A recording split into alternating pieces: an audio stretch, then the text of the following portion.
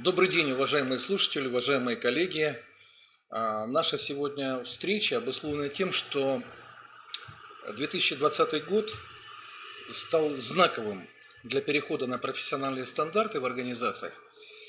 И мы хотели, проведя определенные мероприятия на протяжении этого года и предыдущих лет, мы понимаем о том, что эту работу нужно все-таки активизировать. И наша задача сегодня еще раз напомнить всем руководителям предприятий, кадровым службам, вообще работникам предприятий различных форм собственности о том, что профессиональные стандарты необходимы применяться на производствах, в организациях. И поэтому мы сегодня вдвоем вместе с Владимиром Ильичем Смирновым, это начальник отдела экспертиз Министерства труда и социальной защиты Республики Коми, мы решили эту работу провести, эту беседу. Хотелось бы, конечно, чтобы, когда это будет все выложено в определенное медийное пространство, чтобы появились вопросы, которые возникают у различных категорий сотрудников и у руководителей, чтобы мы могли иметь обратную связь. Поэтому мы постараемся на этой встрече и рассказать о внедрении профессиональных стандартов в организации, и то, чем это обусловлено, собственно говоря, и какие, собственно говоря, мероприятия и действия происходят в Республике Коми. Поэтому мы так определили, что первая часть нашей беседы я предоставлю слово Владимиру Владимировичу Смирнову. Начнем с него, и потом в процессе будем уже, так сказать, выстраивать наш диалог и нашу работу. Уважаемые коллеги, слушатели нашего сегодняшнего мероприятия, очень рад, что мы вернулись к теме поддержки развития национальной системы квалификации, в частности, к внедрению профессиональных стандартов, потому что все-таки профессиональные стандарты являются базовой частью национальной системы квалификации. Давайте начнем немножко все-таки с истории, почему у нас появились профессиональные стандарты. Владислав Петрович, можно запустить презентацию? Уважаемые коллеги, все вы, наверное, еще, большая часть из вас помнит советский период, да, когда система квалификации выстраивалась на базе тарифно-квалификационных характеристик. Вот на слайде видите, что было порядка 5 с лишним тысяч рабочих профессий, более 2000 профессий должностей служащих. По каждой из этих профессий был отдельный либо квалификационный справочник по служащим, либо единый тарифно-квалификационный справочник по рабочим профессиям. Наверное, на тот момент эта система была актуальна, потому что у нас все-таки единственный фактически работодатель был в стране – это государство. Соответственно, оно имело необходимые институты, которые занимались вопросами развития квалификации. Они устанавливали квалификационные справочники. Все-таки на сегодняшний день у нас немножко ситуация поменялась. Минтруд России проводил определенные опросы, и по этим данным работодатели, которые приходили к ним, выпускники учебных учреждений после получения среднего профессионального образования, только 8% работодателей считают, что те выпускники учреждений среднего профобразования, они сразу могут начать выполнять ту работу, которую им поручает работодатель. Большая часть работодателей, как вы видите, не совсем довольна тем уровнем подготовки, который получают специалисты в среднем профобразовании, когда они получают среднее профессиональное образование. По мнению бизнес-сообщества, более 26% выпускников, им требуется очень длительный период адаптации на новом рабочем месте. Поэтому все-таки система квалификации, которая раньше существовала, на сегодняшний день она требует кардинальных изменений. Вот на сегодняшний день у нас основные участники развития национальной системы квалификации в Российской Федерации. Тут можно все-таки три стороны обозначить. Это работодатели, его интересы, интересы работника, и где-то между ними находятся образовательные организации. Так вот, основная все-таки цель профессиональных стандартов – это сблизить интересы работодателя и то, что может предложить им среднее профессиональное образование. Ну, соответственно, через обучение работников. Круг лиц, заинтересованных в профессиональных стандартах, это не все заинтересованные стороны. Конечно же, здесь и государство участвует в этой системе, так как на основе применения профессиональных стандартов, систем квалификации реализуется политика занятости, прогнозирование потребностей рынка труда, для устранения профессионально-квалификационных диспропорций спроса и предложения рабочей силы. То есть, ну, возьмем это служба занятости. Да, кроме этого, системы, национальные проекты, да, тот же проект, который связан с повышением производительности труда. Все это на сегодняшний день завязано на национальной системе квалификации. Кроме работодателей, которые формируют свою кадровую политику, в том числе организуют обучение своих сотрудников, аттестацию работников, установление системы оплаты труда. Профессиональные стандарты обязательны в какой-то части для все-таки образовательных учреждений среднего профессионального образования, потому что все федеральные государственные образовательные стандарты, они в своей базе, в их базу ложится профессиональный стандарт. Кроме этого, учебные учреждения формируют свои учебные программы, дисциплины на той базе, которую представляют им профессиональные стандарты. Точно так же для молодежи, которая еще не определилась в том виде профессиональной деятельности, в котором она продолжит свою дальнейшую карьеру, строить карьеру, для них профессиональные стандарты могут послужить хорошую службу при профессиональной ориентации. То есть, когда работник определился, с каким видом деятельности он хочет связать свою дальнейшую трудовую деятельность, он может посмотреть профессиональные стандарты и увидеть, какие там существуют трудовые функции, обобщенные трудовые функции, какие трудовые действия, какие есть ограничения по некоторым профессиям, какие нужны знания, умения и так далее. Ну и работникам профессиональные стандарты нужны, в том числе для оценки их профессионального уровня.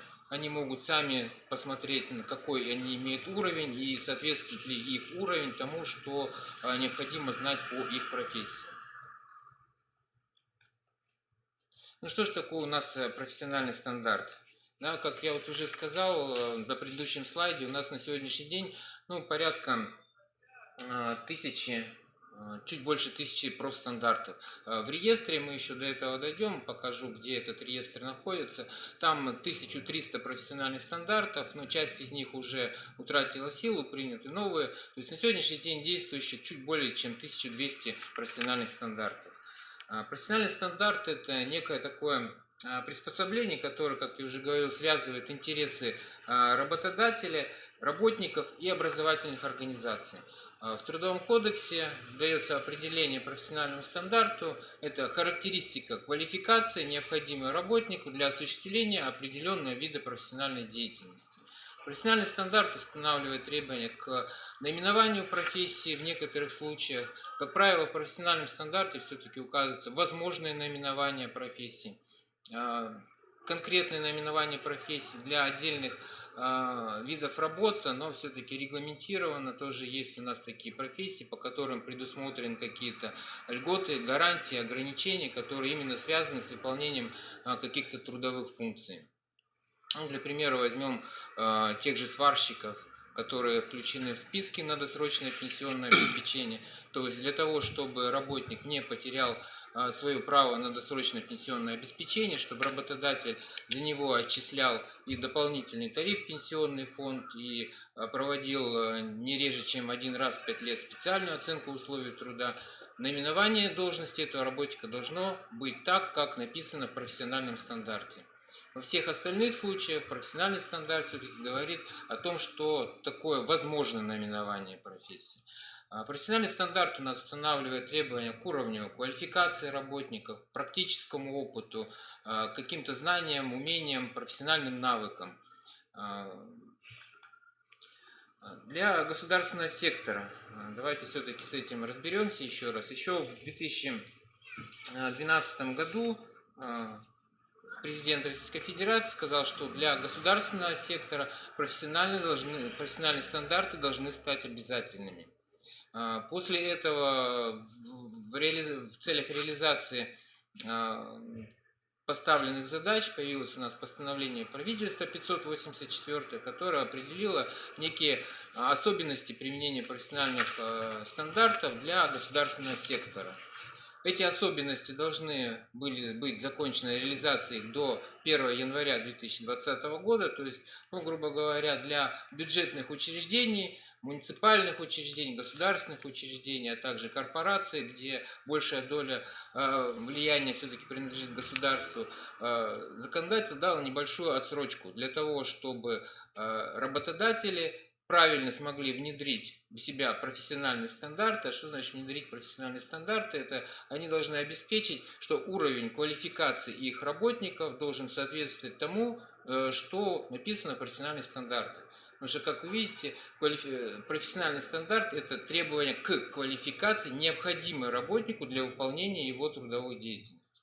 То есть, если уровень квалификации работника не соответствует тому, что прописано в профессиональном стандарте, соответственно, производительность труда этого работника ниже, чем это необходимо, есть риск травмирования работника, так как он в некоторых случаях не понимает, не знает, как правильно работать с оборудованием, какие есть мероприятия по защите его охраны, здоровья и так далее. То есть для государственного сектора поставлена такая задача, что профессиональные стандарты, они должны стать обязательными.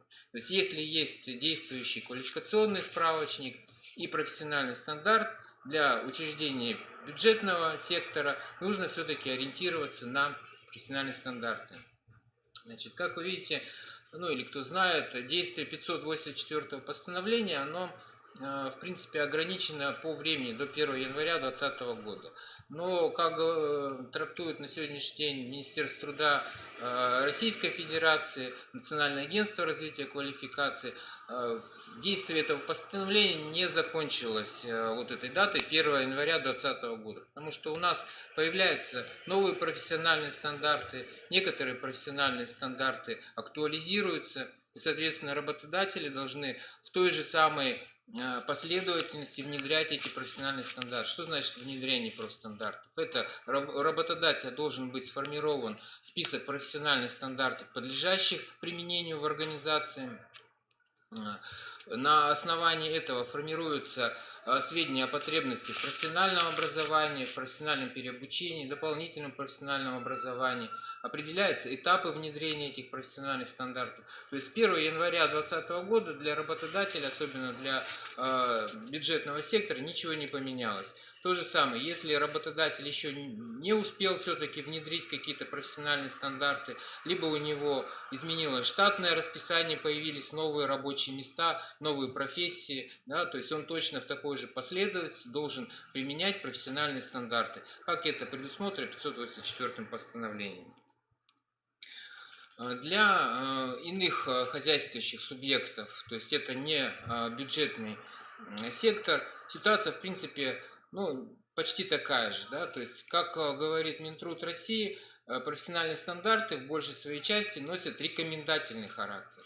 Это некий элемент управления кадрами в организации. То есть, если есть профессиональные стандарты, это будет огромная помощь работодателю для и проведения аттестации своих сотрудников, если это необходимо, и для установления некоторых моментов, касающихся оплаты труда и так далее. То есть у нас определены трудовым законодательством в некоторых случаях, если выполнение работ с определенными должностями, профессиями связано с предоставлением льгот, гарантий и компенсаций, то в этих случаях и наименование профессии, и квалификация работника должна соответствовать либо квалификационному справочнику, либо профессиональному стандарту. Но единственное, необходимо отметить, что по мнению того же Минтруда России, по его позиции, так скажем, да, профессиональные стандарты будут постепенно сменять квалификационные справочники.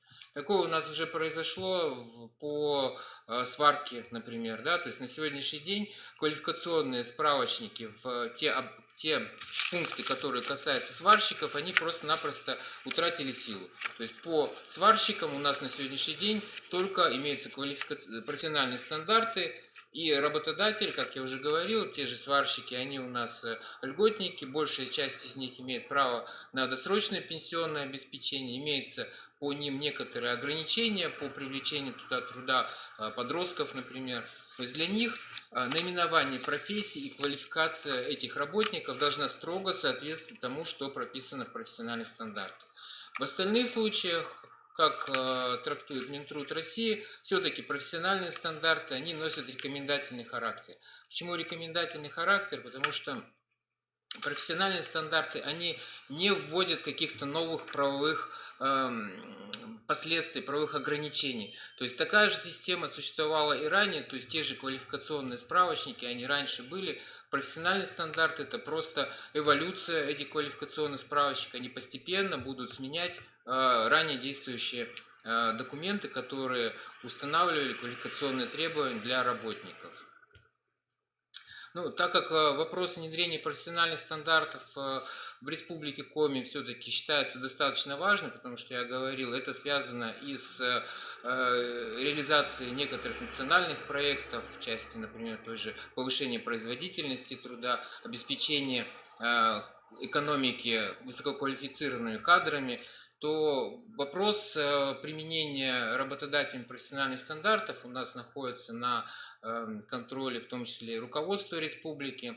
Мы эту ситуацию с внедрением профессиональных стандартов мониторили в течение 2 лет, проводили опросы. Первый опрос у нас проводился в 2018 году. По его итогам тоже дойдем еще по координационному совету. Да, у нас есть такой совещательный орган при главе Республики Коми. Так вот, по итогам опроса 2018 года были приняты некоторые управленческие решения, которые в дальнейшем нам позволили приблизиться к тем показателям по внедрению профессиональных стандартов, которые на сегодняшний день у нас имеются. В прошлом году мы тоже провели опрос с применением IT-технологий, то есть достаточно много работодателей приняло участие в этом опросе, там более 1000 респондентов, да, это работодатели. Большая часть из них, конечно, порядка 700, это было организации с численностью до 100 человек, но, тем не менее, общая численность работников у этих работодателей, которые приняли участие в опросе, составила более 130 тысяч человек. Да? То есть достаточно большой блок экономики этим опросом был охвачен. Ну и какие у нас результаты вышли по итогам этого опроса? На слайде вы видите, да, то есть у нас в основном разделили на 3 группы. То есть первая группа – это те работодатели, которые не планируют внедрять профессиональных стандартов. Ну, такие работодатели довольно мало, потому что все-таки, я сказал, в некоторых случаях профессиональные стандарты обязательны. И невыполнение этих обязательных требований приведет к нарушению трудового законодательства и как в дальнейшем может быть привести к административному наказанию, это статья 5.27 Кодекса административных правонарушений.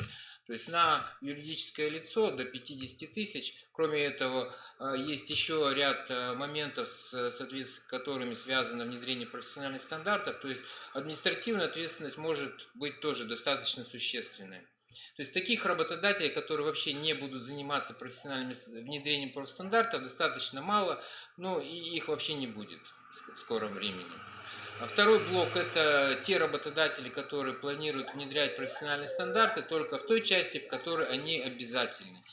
Ну, таких работодателей достаточно много, как вы видите, большая часть из них все-таки находится в промышленном секторе и в образовании. Да. В остальных сферах это культура, здравоохранение, их немножко поменьше. Ну и в том числе как бы культура, здравоохранение, образование, социальные услуги, как вы видите, решили достаточно большая часть этих учреждений решила, что не будут применять все профессиональные стандарты. Хотя в ближайшее время, говорю, эта цифра должна поменяться, и у нас применение вот этими сферами деятельности, такими как культура, здравоохранение, социальные услуги, она должна быть 100% внедрение всех профессиональных стандартов, которые имеются на сегодняшний день в наличии. Это результаты где-то на середину прошлого года у нас. По этапам внедрения профессиональных стандартов тоже можно посмотреть, как вы видите, лучше всего у нас обстоят дела в здравоохранении и образовании. Там у нас достаточно высокий процент тех учреждений, которые уже закончили внедрение у себя профессиональных стандартов. Большая часть все-таки находится, конечно, на начальных этапах, и в некоторых случаях работа по внедрению профессиональных стандартов не ведется. Да. Как видите, вот это синий столбик, то есть как раз учреждения промышленного сектора, где все-таки применение профессиональных стандартов могло бы привести к каким-то положительным экономическим эффектам, да, то есть и повышение производительности труда, и снижение травматизма на рабочих местах и так далее. Там внедрение профессиональных стандартов все-таки на сегодняшний день пока у нас идет медленнее. Но я думаю, что эта ситуация в ближайшем времени у нас выровняется. Значит, в ходе опроса также у нас был блок, посвященный тому, какие проблемы возникают у работодателей Республики Коми при внедрении профессиональных стандартов. То есть у нас был сформирован блок, так скажем, типовых проблем, и была возможность высказаться по отдельным каким-то нюансам. Вот здесь представлены основные проблемы, с которыми столкнулись у нас работодатели при внедрении профессиональных стандартов. Ну, вот первое, нехватка финансирования на подготовку и дополнительное образование кадров. Да? Проблема такая есть, но все-таки необходимо обратить внимание на то, что вклад в инвестиции в кадры, он в дальнейшем должен все равно окупиться. Это может быть долгие какие-то деньги, но тем не менее те работодатели, которые не будут вкладывать в повышение квалификации своих работников, они, наверное, больше потеряют экономически, как я уже сказал, и на возможном травмировании работников, которые приводят в дальнейшем и каким-то последствиям по административным наказаниям, каким-то нюансам, связанным с отчислением в фонд социального страхования, потому что там отчисление в ФСС также связано с уровнем травматизма на рабочих местах, в том числе работники, которые могут быть травмированы в связи со своей недостаточной квалификацией у работодателей, они в этот момент, пока они находятся на листе нетрудоспособности, не выполняют свои трудовые функции. То есть, опять-таки, работодателю нужно изыскивать возможности приема новых работников. То есть, опять-таки, как я сказал, это инвестиции в человеческий капитал, в дальнейшем они работодателю все-таки окупятся. И нехватка финансирования здесь не должна быть препятствием для того, чтобы внедрять профессиональные стандарты. Но следующая проблема, с которой столкнулись работодатели, это нет понимания, как применение профессиональных стандартов повлияет на систему оплаты труда. Действительно, на сегодняшний день пока нет каких-то четких таких указаний, рекомендаций, как применять профессиональные стандарты при формировании своей системы оплаты труда. Но тем не менее, все-таки вот я хотел обозначить несколько статей Трудового кодекса, которые у нас ну, каким-то образом с этим связаны. Да, вот, например, статья 129 Трудового кодекса Российской Федерации, которая нам говорит о том, что заработная плата – это оплата труда работника, вознаграждение за труд в зависимости от квалификации работника. Статья 132 Трудового кодекса. Заработная плата каждого работника зависит от его квалификации. Хотелось бы обратить внимание, что квалификация – это не только уровень знаний, навыков, умений, профессиональных умений. Да? Это в том числе опыт работы. Да? В некоторых учреждениях уже на сегодняшний день и раньше элементы применения требований квалификации учитывались. Например, в некоторых организациях за стаж работника в этой организации есть какие-то доплаты. Да? То есть это в том числе элемент применения системы квалификации к оплате труда. Статья 143 Трудового кодекса Российской Федерации. Тарифный разряд – это величина, отражающая сложность труда и уровень квалификации. То есть те, кто использует тарифную систему оплаты труда, они в принципе уже какие-то элементы квалификации, оценки квалификации работника тоже у себя применяют. Ну, еще вот одну статью можно привести. 150 статья Трудового кодекса. При выполнении работника с поименной оплатой труда различной квалификации его труд оплачивается по более высокой квалификации. Да.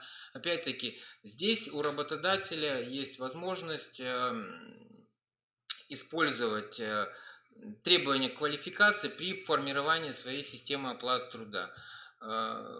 И Минтруд России, и Национальное агентство развития квалификации говорит о том, что на сегодняшний день, опять-таки, применять профессиональные стандарты в своей системе оплаты труда при ее формировании тоже нет никаких препятствий, и это можно сделать. Следующее затруднение, с которым у нас столкнулись работодатели при внедрении профессиональных стандартов, это то, что профессиональные стандарты разработаны не на все виды профессиональной деятельности. Ну, проблема есть, но тут даже не скажешь, проблема это или нет, потому что вот на первом слайде в самом начале я говорил о том, что у нас есть более 5000 рабочих профессий, более 2000 должностей специалистов, да. В некоторых случаях работодатели при внедрении профессиональных стандартов, они мыслят предыдущими какими-то штампами, да, то есть они пытаются найти профессиональный стандарт по наименованию профессии. На сегодняшний день это несколько не так, да, вот вы обратили внимание, что у нас профессиональных стандартов чуть больше 1000, а профессий должностей более там 7000, ну, может быть, больше и меньше чуть-чуть, там, туда-сюда. Так вот, профессиональные стандарты, они разрабатываются не на профессию или должность, они разрабатываются на вид профессиональной деятельности. И один профессиональный стандарт, если вы откроете, то можете увидеть возможные наименования профессий, там по нескольку десятков профессий будут принадлежать к этому виду профессиональной деятельности, и, соответственно, работодатель может их в некоторых случаях должен применять. В тех случаях, когда все-таки профессиональные стандарты не разработаны, то и Минтруд России, и другие ведомства, да, комментируют так о том, что есть у нас на сегодняшний день квалификационные справочники, если они не отменены, то это нам говорит и трудовое законодательство, то работодатель может использовать квалификационные справочники. То есть здесь как бы проблем как таковой нету. Единственное, что все-таки опять хотел обратить ваше внимание, когда у вас встает вилка, использовать ли профессиональный стандарт и квалификационный справочник, да, то все-таки нужно ориентироваться на профессиональный стандарт. Почему? Потому что некоторые квалификационные справочники, они у нас разрабатывались в 50-х, 60-х годах. Да, вы понимаете, что уровень того технологического процесса кардинально отличается от того, что у нас на сегодняшний день имеется. На сегодняшний день у нас кругом повсеместно применяются цифровые технологии, на производстве оборудования тоже у нас компьютеризировано. И те квалификационные справочники, которые готовились в советское время под то оборудование, под те реалии, на сегодняшний день они, ну, мягко скажем, устарели. Профессиональный стандарт, если взять, посмотреть, кто его разрабатывает, да, это не разрабатывают какие-то институты, какие-то ведомства, министерства. Профессиональные стандарты разрабатывают профессионалы своего дела. То есть, если это профессиональный стандарт сварщика, то этот профессиональный стандарт разработали, соответственно, сварщики. Да? То есть, это те организации, которые занимаются сваркой, у которых есть опыт в этом деле. То есть, вот именно эти организации и участвовали в разработке профессиональных стандартов. То есть, если посмотреть порядок разработки профессиональных стандартов, их у нас может разрабатывать работодатель, объединение работодателей, общественные организации и так далее, да, то есть профессиональные стандарты. То есть вот эти организации у нас разрабатывают профессиональный стандарт. То есть работодатели разрабатывают профессиональные стандарты под себя. Как я сказал уже тоже ранее, эти профессиональные стандарты ложатся в основу федеральных государственных образовательных стандартов. То есть здесь работодатель задают ту планку, те требования к выпускникам учреждений среднего профобразования, высшего профобразования, что они хотят видеть от этих выпускников, для того, чтобы и продолжительность адаптации на их рабочих местах была значительно меньше. И эти работники сразу могли выполнять тот функционал, который требует от них работодатель. То есть здесь как бы тоже проблем как таковой нету. То есть если нету профессионального стандарта, применяем квалификационные справочники. Можем применять в некоторых случаях, если это не связано с гарантиями компенсации, какие-то свои внутренние отраслевые квалификационные справочники, если такие есть в организации. Следующая проблема, которую обозначили работодатели, это отсутствие четкой связи между профессиональными стандартами и квалификационными справочниками.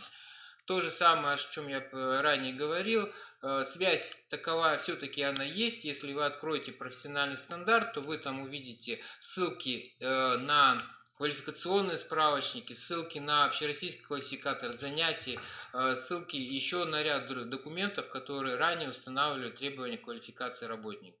То есть взаимосвязь есть, но то, что мы видим в профессиональных стандартах, это наиболее на сегодняшний день актуальные требования квалификации, которыми все-таки нужно руководствоваться. Следующая проблема, которая тоже есть, это недостаточное организационно-методическое обеспечение, но на сегодняшний день эта проблема не стоит так кардинально. Вот я уже говорил, например, по итогам 2018 года эта проблема была обозначена почти 40 с лишним процентов респондентов. После этого были разработаны учебный курс по применению профессиональных стандартов, который как раз разработал Коми Республиканский институт развития образования. Это бесплатный курс. Я вот, например, лично сам тоже его прошел. Очень интересная информация на тот момент была. Я не знаю, может быть, ее уже актуализировали. Это были разработаны, об этом Владислав Петрович еще расскажет, методические рекомендации по применению профессиональных стандартов. То есть часть вопросов в этом плане была снята. Ну и последнюю проблему, которую тоже можно обозначить, это нет понимания, как применение профессиональных стандартов повлияет на должностные инструкции. Опять-таки, возвращаясь к тому, что комментирует Минтруд России и ну и все другие специалисты в этой области, профессиональный стандарт – это не должностная инструкция. То, что написано в профессиональном стандарте, это общие требования квалификации. Да? То, что написаны трудовые действия, обобщенные трудовые функции, это в основном не для работодателя, а для обучающих учебных организаций при формировании их программ, при формировании федеральных государственных образовательных стандартов. Конечно, работодатель может использовать те формулировки, которые имеются в профессиональных стандартах или квалификационных справочниках, но не нужно переписывать полностью профессиональный стандарт в должностную инструкцию работника. Вот мы проводим государственную экспертизу условий труда, и мы должностных инструкций работника видим по несколько сотен в год. И, как правило, когда ты открываешь эту должностную инструкцию, то там просто переписан квалификационный справочник. Допустим, это электрогазосварщик в каком-нибудь ЖЭКе, когда открываешь его должностную инструкцию, то ты там видишь и плазменную резку, и работу на полуавтоматах с флюсами там, в инертной среде и так далее. Когда спрашиваешь у работодателя, они действительно ли работают ваши работники с этими, он говорит, нет, у него есть только сварочный инвертор, и он занимается сваркой определенных коммуникаций. Спрашиваешь, зачем это сделано? Ну вот кадровая служба переписала полностью квалификационный справочник, его должностную инструкцию. То есть это неправильно. В должностной инструкции должно быть указано только то конкретно, чем работник занимается. Формулировки они могут не соответствовать даже тому, что в профессиональном стандарте, но это не какое-то нарушение. Профессиональный стандарт – это требование к квалификации работника. То, что он должен знать, уметь и опыт его работы. То, что он должен делать, как раз это в его должностной инструкции прописывается. Ну и тоже нельзя обойти стороной такой элемент национальной системы квалификации, который тоже очень плотно связан у нас с применением профессиональных стандартов, это независимая оценка квалификации. Да, вот как вы видите на слайде, все-таки на сегодняшний день пока независимая оценка квалификации работников не нашла широкого применения у работодателей Республики Коми. Более 47%, почти половина работодателей вообще не планируют направлять своих работников на независимую оценку квалификации. Порядка 13% работодателей вообще первый раз слышали об этом. Ну и часть остальная работодателей все-таки планируют использовать этот элемент в своем управлении, в кадровом управлении своей кадровой службы, формировании своей кадровой политики, либо в ближайшей перспективе, либо в дальнейшем. Все-таки тоже хотелось бы обратить такой элемент. У нас есть в трудовом законодательстве, у нас есть такое понятие, как аттестация работников. И есть на сегодняшний день у нас появилась независимая оценка квалификации. Это две совершенно разные вещи. Если аттестация работника, это на соответствие его занимаемой должности, да, как возвращаясь, если к тому же сварщику, который работает в каком-то жилищно-управляющем комплексе, да, он сваривает определенные трубы определенным оборудованием. И того уровня знаний, который он обладает, да, который необходим ему для этой работы, ему может быть достаточно. То есть работодатель может провести аттестацию этого работника, определить тот уровень знаний, и если он подходит, то работник может соответствовать тому занимаемому рабочему месту, на котором он работает. Если же этого работника направить на независимую оценку квалификации, то там будет оцениваться не на то, что он конкретно на сегодняшний день выполняет, а то, что должен делать сварщик в целом, да, вот здесь как раз и может быть оценена его работа и на полуавтоматах каких-то, и при сварке определенных элементов, которые он никогда не использовал в своей работе. То есть это несколько другая процедура. Если работник пройдет вот такую независимую оценку квалификации, подтвердит свою квалификацию, это говорит о том, что он может выполнять полный спектр работ, который предусмотрен по данной трудовой функции, которая есть в профессиональном стандарте. Но об этом мы еще тоже, наверное, когда-нибудь вернемся отдельно, да, Виталий Владислав Петрович?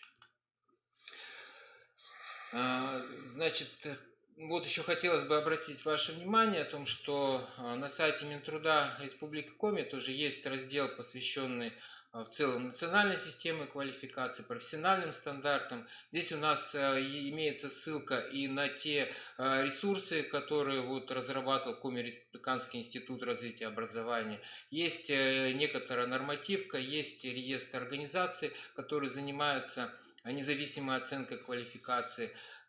Есть информация по нашему совещательному органу, это Координационный совет по поддержке профессиональной квалификации при главе Республики Коми.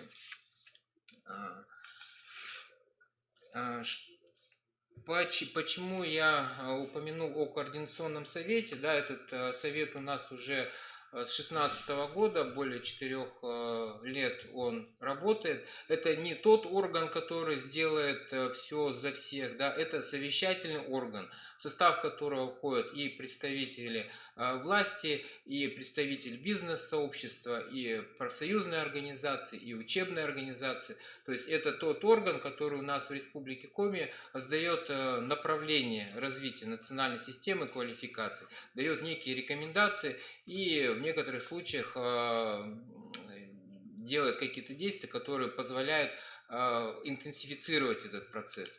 Так вот, на последнем заседании, которое у нас в этом году тоже опять-таки прошло у нас в дистанционном формате, да, то есть в связи с санитарно-эпидемиологической обстановкой. Но на этом заседании у нас был принят план поддержки развития национальной системы квалификации в Республике Коми. Сразу скажу, что это документ имеет рамочный характер, да, то есть нет смысла в плане прописывать какие-то тонкости, нюансы, да. Там обозначены основные этапы, которые на сегодняшний день у нас должны быть внедрены в Республике Коми для того, чтобы национальная система квалификации также заработала и у нас в нашей республике. План разработан с учетом план дорожная карта, которая по Российской Федерации. Хотелось бы отметить, что у нас есть в Республике Коми некоторые системные продукты, которые регулируют вопросы, в том числе кадрового обеспечения республики. Да, вот, например, Министерство труда, занятости и соцзащиты Республики Коми ежегодно формируется перечень перечень профессий, которые нам нужны в республике, топ-регион, так называемый, 50 профессий. Он формируется по тем запросам работодателей, которые подают информацию в службы занятости по поиску профессий, которые им нужны. Есть у нас прогноз кадровой потребности до 2026 года, которым занимается Министерство экономического развития, тоже формирует на это с учетом потребностей работодателей. Насколько я знаю, министерство запрашивает всех крупнейших работодателей, спрашивает, какие в ближайшей перспективе потребуются им профессии и направления, в том числе профессиональной подготовки.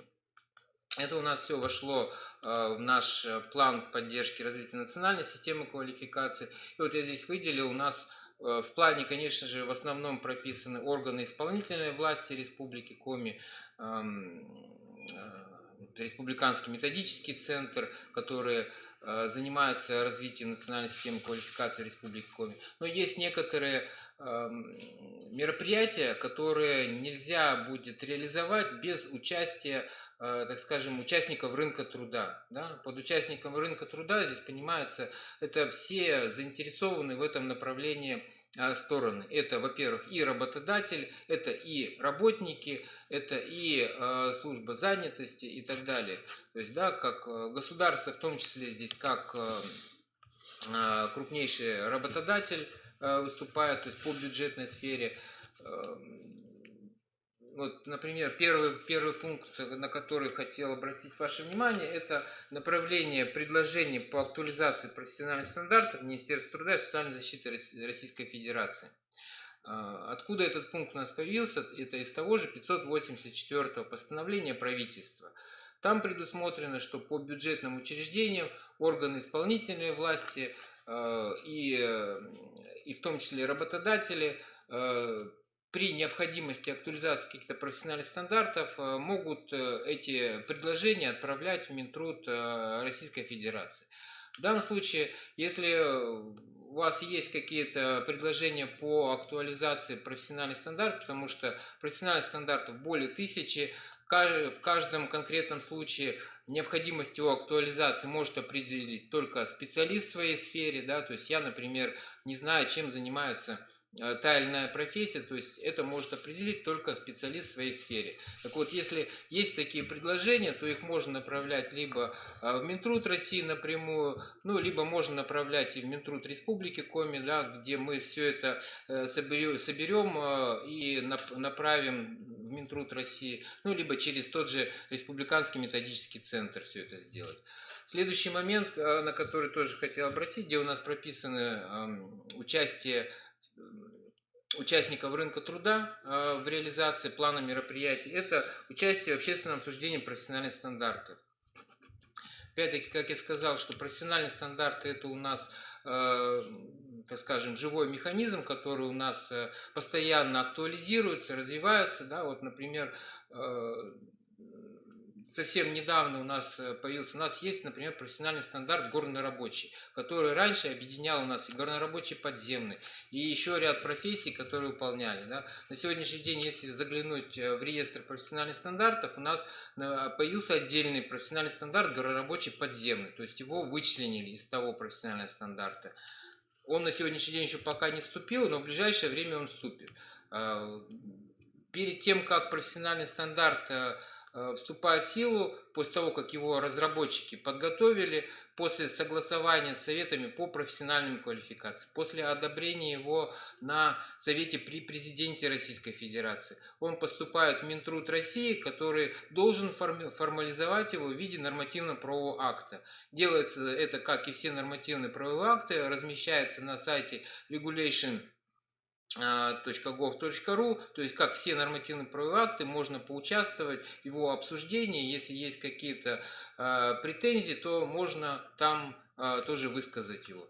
Да, то есть участие в общественном обсуждении профессиональных стандартов тоже может принять каждый из участников рынка труда, тем более, как я сказал, в каждом конкретном случае профессиональный стандарт может корректировать только профессионал этого вида деятельности.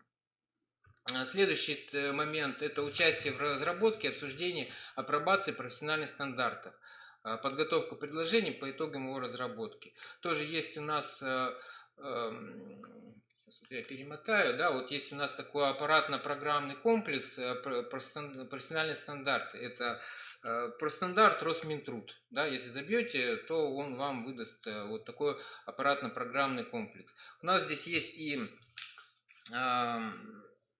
сам реестр профессиональных стандартов, вот зелененько посередине, вот видите внизу, то есть там можно посмотреть полный перечень тех профессиональных стандартов, которые у нас есть, которые уже утверждены. Вот, например, я говорил про профессиональный стандарт горнорабочий. Если и вы откроете правовые системы, типа консультант плюс, гарант плюс, я там его не нашел. Хотя в реестре этот профессиональный стандарт уже есть, с ним можно ознакомиться, посмотреть его. Да? Здесь опять-таки есть реестр уведомлений о разработке профессиональных стандартов. Тоже можно туда зайти, посмотреть, какие профессиональные стандарты находятся в разработке, кто разработчик. Сам текст проекта профессиональный стандарт, к сожалению, скачать не получится, потому что нужна регистрация. Но для того, чтобы зарегистрироваться, ничего, проблем никаких нету. Просто указываются все свои реквизиты в регистрационной форме, и вы получаете возможность и самостоятельно даже разрабатывать профессиональные стандарты, размещая их на этом сайте, либо участвовать в корректировке тех профессиональных стандартов, которые на сегодняшний день актуализируются или разрабатываются.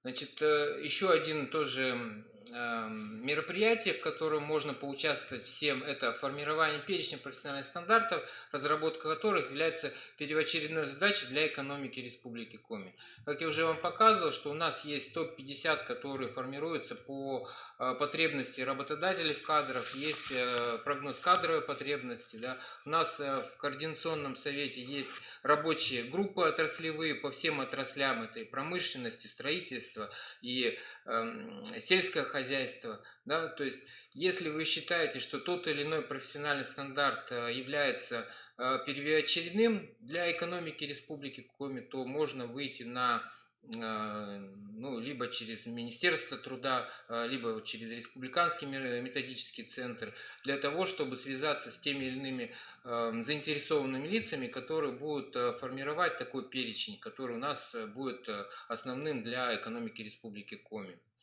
Участие во внедрении профессиональных стандартов в ключевых для экономики отраслях экономики Республики Коми. То же самое, после того, как будут определены ключевые направления, возможно, они уже тоже определены. Как я сказал, есть отраслевые рабочие группы, которые могут более полно об этом вам рассказать. То можно будет принять участие во внедрении этих профессиональных стандартов, которые будут появляться. Да? Например, направление в адрес нарко лучших практик применения профессиональных стандартов. То же самое это может поучаствовать любой из работодателей, которые активно занимаются внедрением профессиональных стандартов. И у нас такие организации есть. У нас в прошлом году, да, было 2 победителя на общероссийском конкурсе. Это у нас Лукойл и учреждение среднего профессионального образования, который является победителем российского конкурса по внедрению профессиональных стандартов.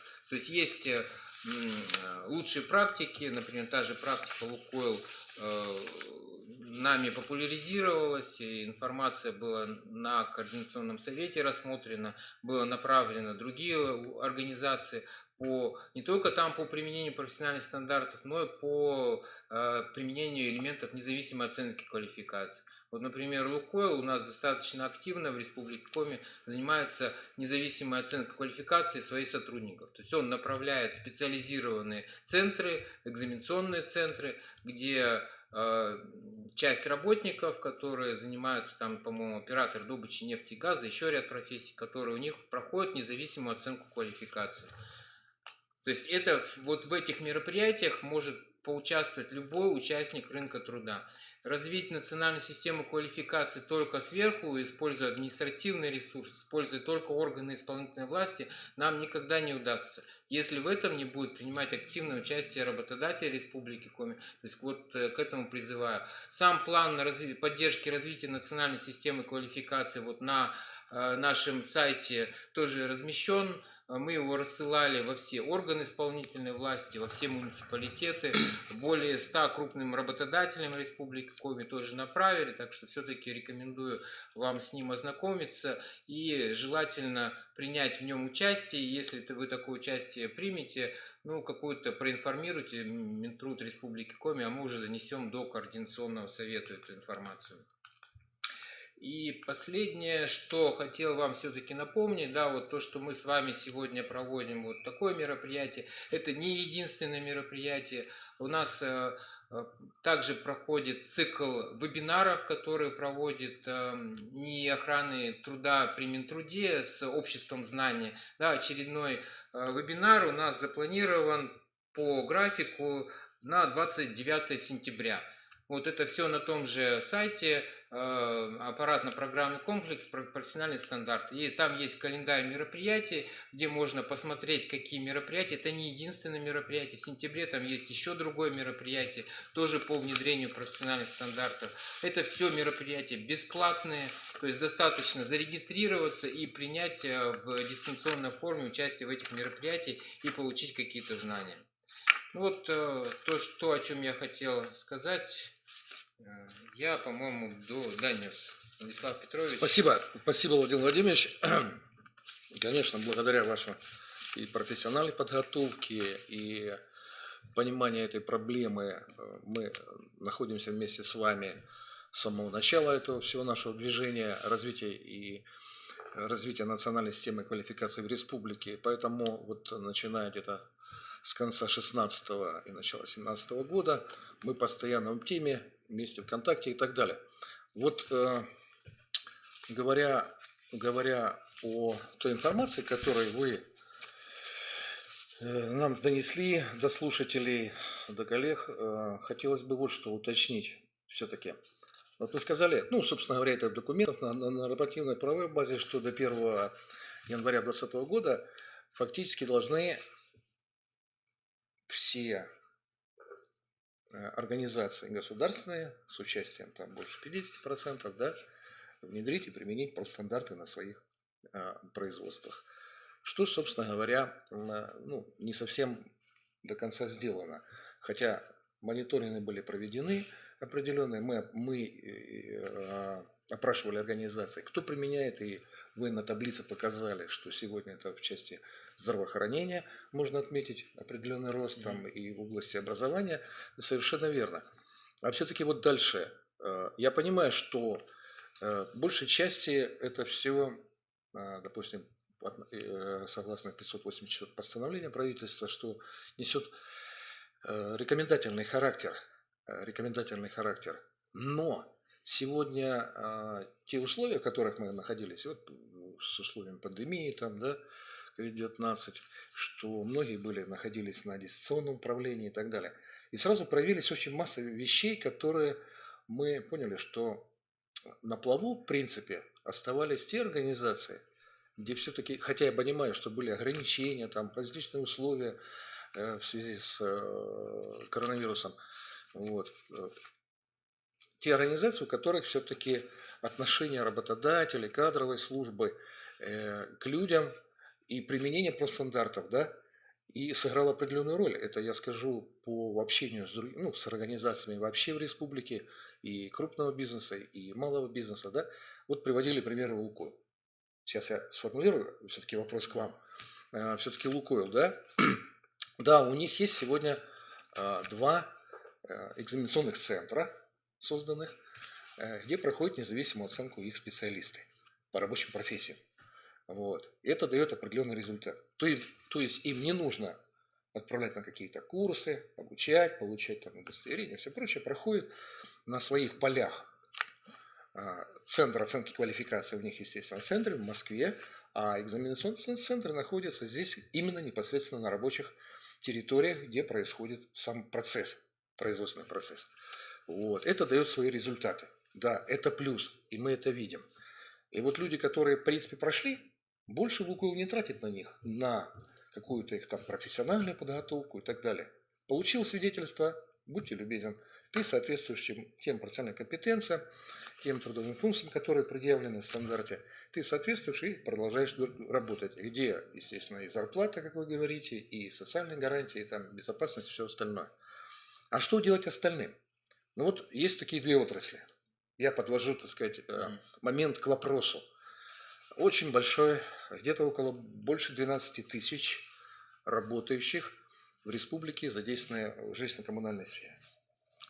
Вот сколько на всем периоде существования структуры и Республиканского методического центра, и Координационного совета, который координировал работу организации независимой оценки и так далее, да, вот, и все-таки мы так и не смогли добиться от, от министерства, от организаций, которые завязаны в этом комплексе, создания все-таки этого центра оценки квалификации для такой массы работающих.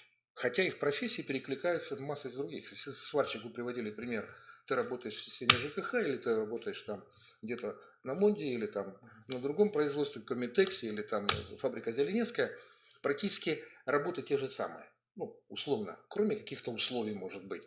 А уровень знаний и подготовки, она везде требуется, что там, что заварить трубу сегодня или какие-то сети тепловые в жилищно-коммунальном хозяйстве, или это сделать работу, ремонтную работу в другой организации. Вот. Разницы большой, собственно, нет, только от условий. Будем говорить так. Почему все-таки? Это первое. И второе направление, это где столкнулись, это такая отрасль, как агропромышленный комплекс. Вроде бы и немного людей, оказывается много, а в итоге много. Вот если те говорить о том, что сегодня на каком уровне развития агропромышленный комплекс в республике, а людей задействовано много, да, много частного сектора, фермеры и так далее, да, которые, не считают, они даже не знают, что такое, собственно говоря, профстандарт. Хотя в части, допустим, их отрасли эти профстандарты есть. Вы понимаете, оно же дойдет до того момента, когда, опять же, возникнет вопрос там, начисления пенсий каких-то, да, у них ясно, они связаны с каким-то опасным производством, бесспорно, да, вот, но этого не происходит. Вот что делать? Мы проводили, я понимаю, что вы можете сказать, да, это зависит от руководителя, это зависит от нас. Почему это не происходит в этих отраслях? Это не то, что укоры, нет, ни в коем случае. Просто, работа там это и нет. Вот в начале года проводил обучающие семинары в министерстве, с руководителем предприятий, которые завязаны с Минспортом нашим, Министерством спорта Республики Коми, где профстандарты как раз для тренеров, воспитателей там, и различных людей, которые завязаны с людьми, а это здоровье. Если ты тренируешь сегодня, люди постоянно подвергаются каким-то определенным опасностям и так сказать, концентрация травм, возможно, каких-то, да, и правильное ведение процесса самого воспитания при тренировках и так далее. Вот. И тренера сегодня обязаны пройти это, но они этого не делают. Вот как же быть все-таки нам в этой ситуации? Или же мы выносим опять очередной вопрос на Координационный совет, который при главе республики все-таки обяжет эти направления руководителей этих отраслей экономики как-то этим вопросом глубоко заниматься? Или какие-то меры еще могут быть? Вот как можно все-таки прокомментировать эту ситуацию? Да, Владислав Петрович, вы правильно сказали, что все кадровые вопросы в организации, они зависят от воли работодателя, от воли руководителя. Да? То есть если работодатель заинтересован вкладываться в повышение квалификации своих сотрудников, повышение их уровня не только квалификации, а в том числе в уровне культуры, безопасности там, труда, да, то он это сделает, и ему, в общем-то, никакие наказания, обязания не нужны. Он сделает это добровольно, самостоятельно, потому что он понимает, что вкладываясь в безопасность труда работников, вкладываясь в их квалификацию, он в конечном итоге получит через какое-то время положительный эффект. Да? Если работодатель в этом не заинтересован, то его можно только в некоторых случаях привлечь к административной ответственности и заставить это сделать. Но заставить это можно сделать будет только по некоторым отдельным видам работ, которым предусмотрено предоставление гарантий компенсации, либо в федеральных законах уже прописано требование квалификации. В остальных случаях, все-таки я говорил уже, профессиональные стандарты, они нацелены на помощь работодателю, а не вводят каких-то новых правовых обязательств для работодателя. Да? То есть зачем вводить дополнительную нагрузку, когда просто работодателю дают новый инструмент, с помощью которого он может повысить свою эффективность. Да? И пока вот не будет у некоторых работодателей понимания того, что профессиональные стандарты это плюс, а не дополнительные расходы, да, ничего у нас не поменяется в этом направлении. То есть опять-таки нужно проводить информационную работу по доведению до работодателей необходимости, пользы внедрения этих профессиональных стандартов. Но по отдельным видам работ, я думаю, что здесь проблем нет, потому что все равно по всем льготным профессиям тот же работодатель отправляет сведения в пенсионный фонд, да, по определенным схемам, в фонд социального страхования и так далее. То есть по тем должностям, профессиям, по которым необходимо применять квалификационные требования, содержащиеся в федеральных законах или иных нормативных правовых актах, в этой части по большем счете, да, профессиональные стандарты применяются. Те же самые педагоги, да, у них в законе об образовании написано, что педагогическую деятельность может осуществлять только тот сотрудник, который имеет определенное образование и соответствует профессиональному стандарту. Да. Написано в законе, от этого работодатель уже никуда не уйдет. У медицинских работников в законе об основах охраны здоровья граждан предусмотрено, что они должны иметь определенную квалификацию для оказания медицинской помощи. Никуда они от этого не денутся. В остальных случаях профессиональные стандарты носят рекомендательный характер, они в помощь работодателю. Ясно. И небольшая справочка. Вот Владимир Владимирович озвучил, что где-то рабочих профессий около 5000. Да, действительно, и около 2000 случаев, да? Ну, это приблизительные Приблизительно, такие, да, да, по потому что разным это все, оценкам. да, ну, по крайней мере, где-то в районе 7 всегда тысяч этих профессий присутствовало во всей сфере, так сказать, области экономики и так далее, да. Вот на сегодняшний день 1421 профстандарт, который утвержден сегодня в реестре Минтруда, и кое-какие отзываются профстандарты, вы знаете, в части педагогов там тоже есть, да, ряд, вот, и которые выходят вот буквально там по горно-рабочим, сейчас целая вышла, целый пакет профессий, которые зарегистрированы и вошли в действие профстандартов, где-то около, касается и IT-технологий, и общественного питания и так далее. Вот. В общем, ну, на сегодняшний день вот такое количество. То есть, если говорить там соотношение, там это где-то 1 к 6, но сам факт, очень многие профессии, как вы говорили, они перекликаются, да, потому что если сегодня бухгалтер, ну, грубо возьмем, да, то, что бухгалтер сегодня на заводе или там бухгалтер сегодня, ну, не связан с каким-то там тяжелым производством, да, он тоже бухгалтер. Хотя у них есть там свои моменты, но это все от уровня тех остальных, условно, компетенций, которые им предъявляются согласно уровня, озвученных в профстандарте. Трудовые навыки, там, функции и все остальное. Ну, что бы хотелось, момент такой. Вот то, что говорил Владимир Владимирович, конечно, мы это вот совместно с Министерством труда Республики Коми, мы это все совместно переживаем это не 1 год. Естественно, мы постоянно свою работу как-то консолидируем совместно, и Республиканский методический центр, и Министерство труда, Союз промышленников и так далее. И была вызвана необходимость оказать помощь работодателям по внедрению профессиональных стандартов в организации. И это методические рекомендации, они были как бы разработаны, и они постоянно усовершенствовались, и говорить о том, что и это было, собственно говоря, в помощь работодателям для того, чтобы как можно, ну, правильно, без ошибок, с меньшим количеством ошибок, с меньшим количеством риска применить профессиональные стандарты у себя в организациях. Я очень четко, не буду повторять абсолютно тех моментов, которые озвучил Владимир Владимирович, потому что у него все это профессионально происходит.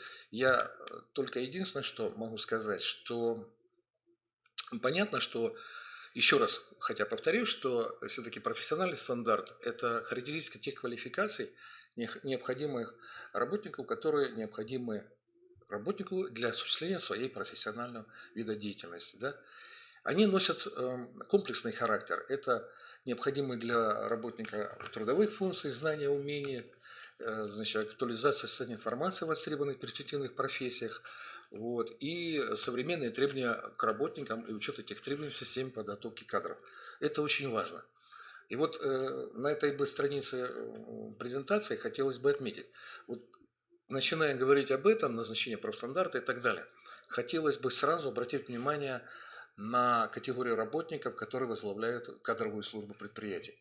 Насколько будет подготовлен этот человек, насколько он будет погружен в эту проблематику, настолько успех на предприятии будет и правильно донесено этой информацией, применение профстандартов для руководителя, настолько будет и успех дальнейший в этом плане работы. Вот. Ну, естественно, что профстандарты должны стать основой для работодателя. Первое – это конкретизация всех требований к работникам к выполнению их трудовых функций.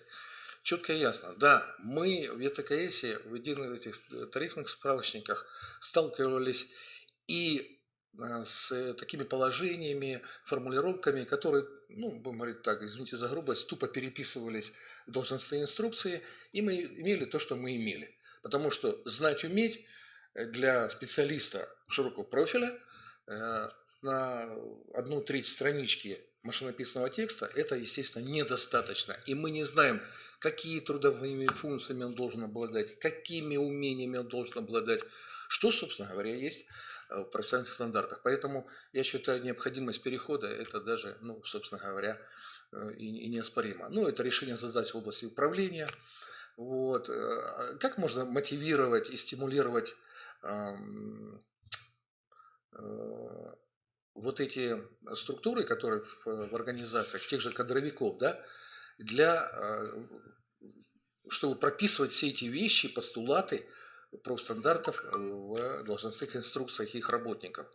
Конечно, не просто переписывать, а именно указывать те функциональные особенности, которыми в условиях именно производства выполняет их работник. Ну, тарификация должностей, отбор специалистов, планирование их карьеры, ну, это понятно, да, если человек обладает определенной компетенцией, он всегда на любом этапе работы своей проявляет себя как профессионал-специалист, и, естественно, он замечен, ему поручается более сложная работа, и в итоге у человека есть перспектива на и карьерный рост, и повышение своего профессионального уровня. Проведение аттестации специалистов. Ну, не будем лукавить, что все знают, что в течение там, в зависимости от специальности, 2-3 года проходят повышение квалификации, переподготовку и так далее. И все это проходило в формальном плане, получалось удостоверение и вроде подтверждал бы свой уровень там, профессионализма. Что, собственно говоря, нельзя сделать при прохождении независимой оценки квалификаций в каждой профессии. Поэтому я считаю, что это даже неоспоримо, и это даст большой толчок и наоборот, организация будет настолько увереннее себя чувствовать, что у нее работают профессионалы, на которые можно положиться, и степень риска, опять же, того же, и в плане безопасности, там, и производства, и так далее, травматизма, будет сведена до минимума. Вот.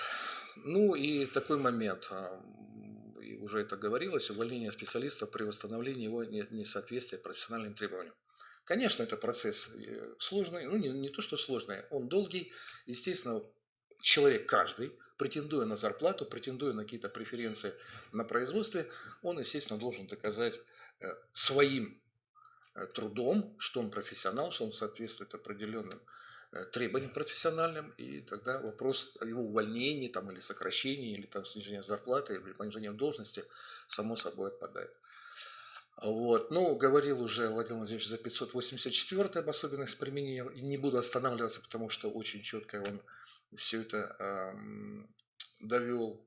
Вот. Я считаю, что кадровикам, еще раз обращаюсь к этой категории работников, это постановление нужно, естественно, знать и руководствоваться в своей работе.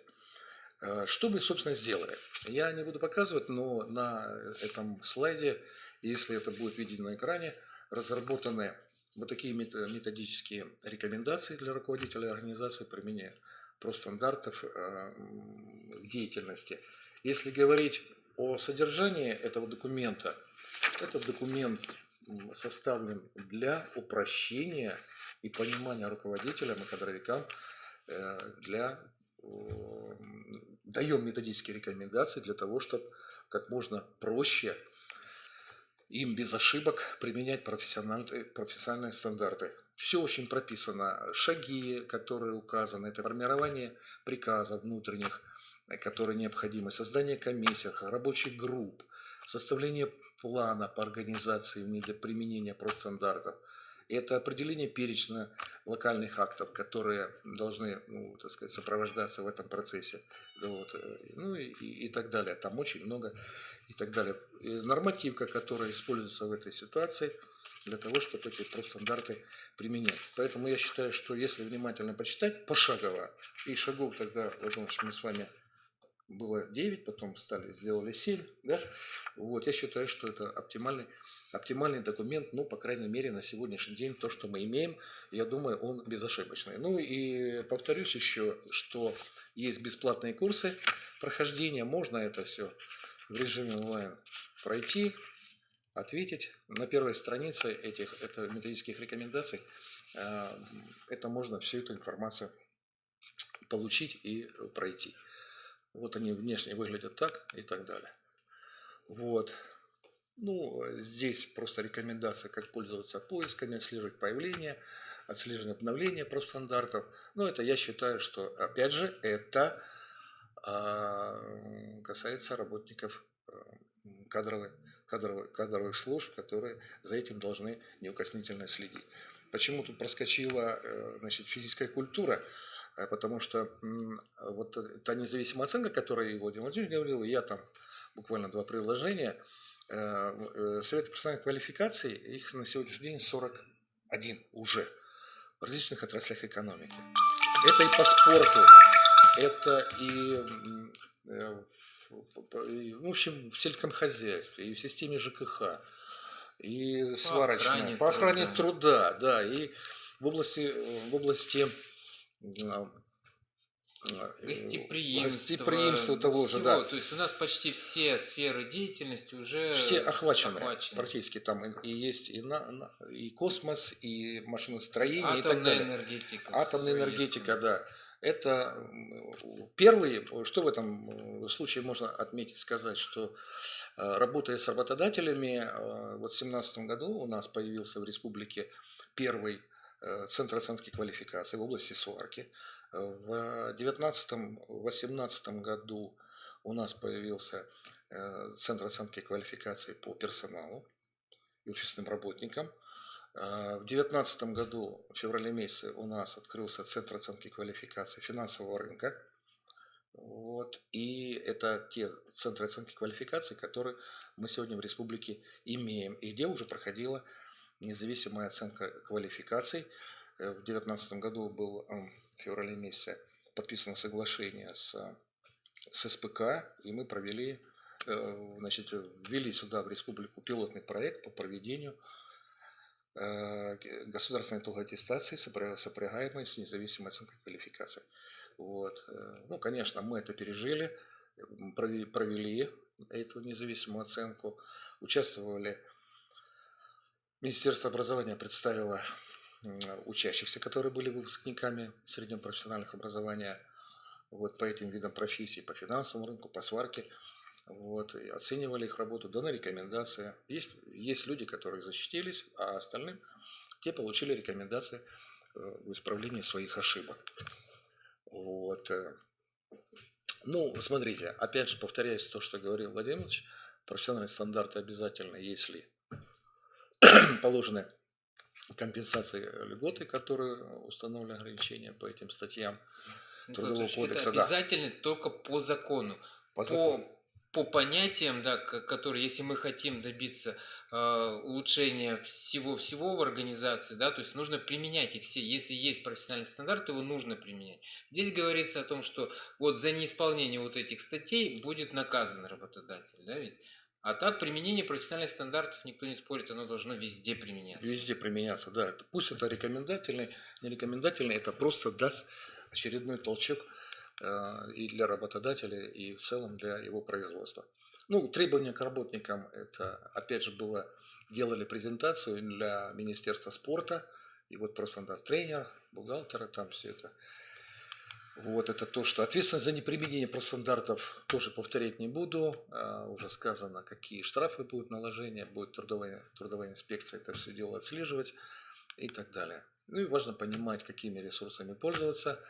Значит, вот планируется замена.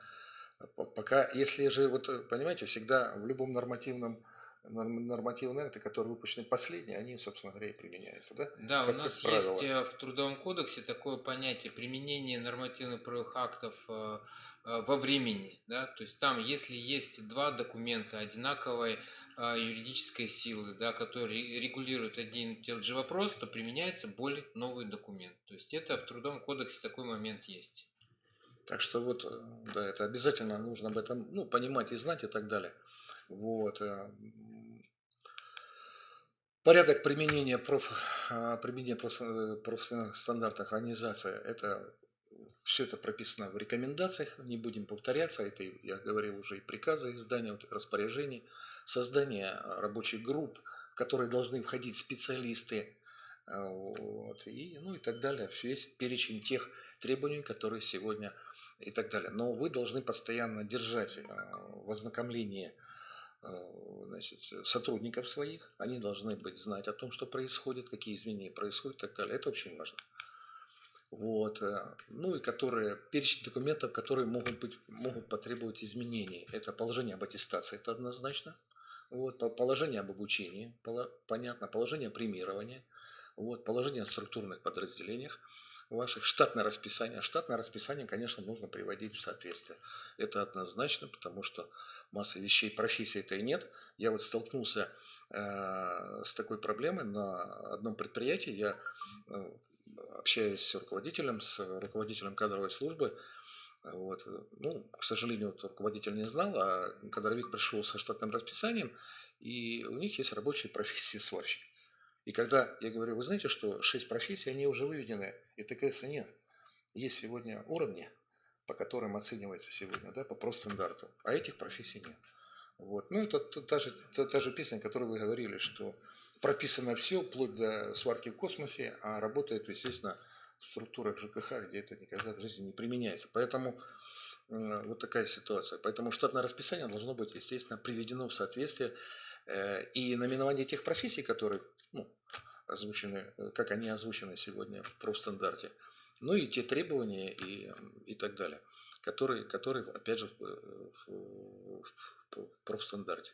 Ну, естественно, отсюда и трудовые договора, которые работодатель заключает с работниками, они должны быть тоже изменены, естественно, и трудовые функции, которые он на них возлагает. Ну, естественно, отсюда и оплата труда, где должны быть прописаны все эти моменты. Вот. Ну, вещи, которые, опять же, разработать типовой формат должен стать инструкции, что не противоречит, а дополняет значит, квалификационный справочник, профстандарт. Вот. Вы можете убирать из профстандарта только те функции трудовых, которые характерны для вашей собственной организации. Это понятно. Если вам не нужен сегодня сварщик 6-го уровня, который варит под водой, а его достаточно 3-го, 4-го, вот 3-й, 4-й, собственно говоря, и прописывать. Я так понимаю, правильно? Вот. Ну и, собственно говоря, рекомендуемая структура должностных инструкций. Ну, кадровики, я так понимаю, это, это уже понимают, это знают, общее положение, функции, должностные, права, ответственность. Ну и, естественно, руководствоваться профессиональным стандартом. Это тоже, как применять профстандарты для совершенствования. Ничего здесь нового нет. Кадровикам это практически... Вот мы тоже создавали методические рекомендации для работников в образовательных организациях. Там немножко есть, вот у них разница есть. Есть свои там определенные требования профстандартов, которые к ним относятся. Вот. Ну, собственно, они пересекаются, и у них, если говорить о системе, то есть сегодня и применение профстандартов в организации, есть применение профстандартов в образовательной организации. Там немножко есть свои нюансы, которые нужно кадровикам, естественно, учитывать.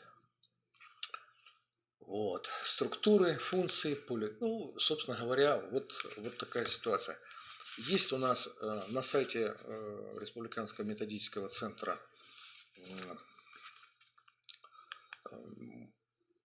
размещены применения профстандартов деятельности организации. Есть у нас презентации, которые вы сейчас видели, внедрение профстандартов. То есть это спокойно можно все это видеть, по тем увидеть на сайте РМЦ. Все это есть. Посещайте сайт Республиканского методического центра. Вся информация, которая у нас, собственно говоря, имеется и в Минтруде Республики Коми, и Республиканского методического центра.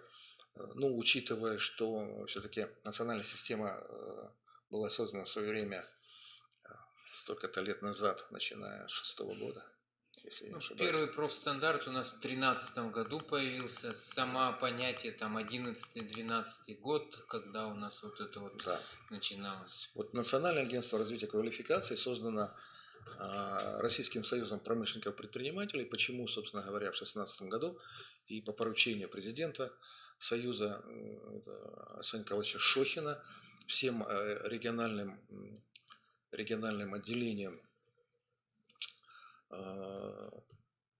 промышленников, предпринимателей республик, регионов была поручена эта работа. Мы эту работу начали, собственно говоря, выстраивать с Союза промышленников. Я очень благодарен, конечно, и Министерству труда, которое проявило, так сказать, учитывая, что все-таки они не на стороне. Ну, а в дальнейшем, не в стороне, вернее. Но в дальнейшем хотелось бы что? Вот у нас, как Владимир сказал, что Координационный совет создан, да, при главе республики. Конечно, хотелось бы в дальнейшем, учитывая, что вот последний раз у нас прошло это в таком режиме дистанта, вот это не совсем хорошо, друг друга не видели в глаза, вот, и нужно было делать какие-то заключения, хотя живое общение, оно, конечно, намного результативнее и так далее. И я вот думаю, что мы в любом случае, я сейчас написал обращение главе республики Владимиру Викторовичу о том, чтобы, ну, то, что он, по идее, должен возглавить Координационный совет, я думаю, это само собой, разумеется. И высказал такое предложение, пожелание все-таки создания у нас Республиканского агентства развития квалификаций с определенными функциями, расширенными, будем говорить так, с определенной самостоятельностью, как структурой. Вот я думаю, что это даст толчок для дальнейшего развития. Но это только возможно только при участии всех сторон.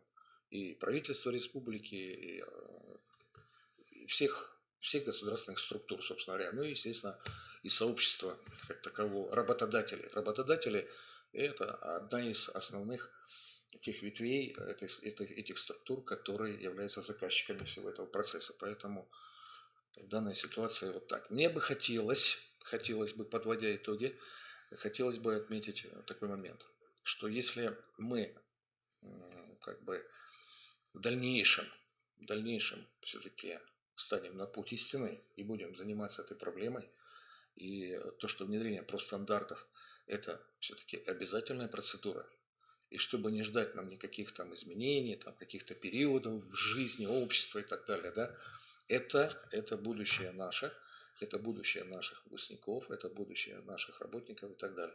и говорить о том уже, каком развитии экономики, если в производстве нет сегодня профессионалов. А профессионалы могут появиться только благодаря вот этой совместной работе. Поэтому всем большое спасибо. Если какие-то вопросы будут возникать, пожалуйста, через контакты, которые были выложены и объявлены, да, пожалуйста, через методический центр республиканский, через Институт Крилов, Союз промышленников, Министерство труда, социальной защиты республики. Мы ждем ваших вопросов и пожеланий. Большое вам спасибо. Спасибо за внимание. До свидания.